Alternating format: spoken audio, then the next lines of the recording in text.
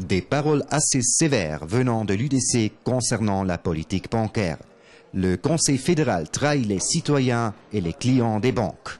L'UDC déclare que le Conseil fédéral n'a pas fait une bonne politique les dernières semaines concernant les banques et le secret bancaire.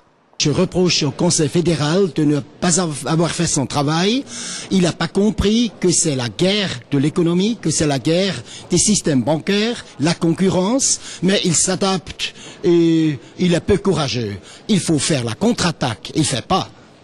Et quelles sont les revendications concrètes de l'UDC?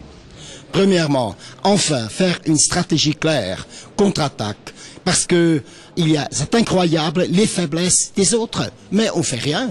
Deuxièmement, ancrer le secret bancaire dans la Constitution.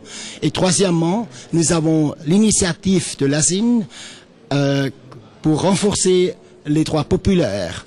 Et là, si on fait ces accords, c'est toujours obligatoire de présenter ça au peuple et au canton, et il faut une double majorité, voilà. Est-ce que la Suisse peut garder son secret bancaire de telle manière qu'il a existé jusqu'à présent? Alors tout à fait, parce que le secret bancaire est une protection de la sphère privée de tout citoyen envers l'inquisition de l'État, et c'est un pilier fondamental de notre démocratie. Vous dites que le Conseil fédéral a trahi les citoyens, les clients de banques.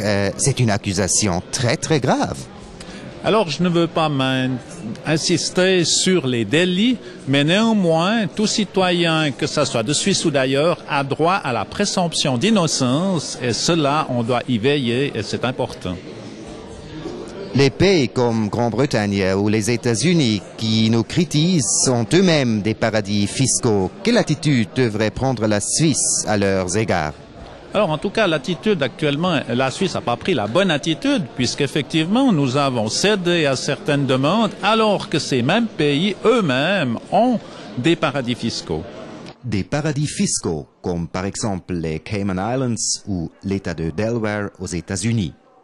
Finalement, quelles mesures sont possibles pour la Suisse pour éviter des chantages pareils dans le futur?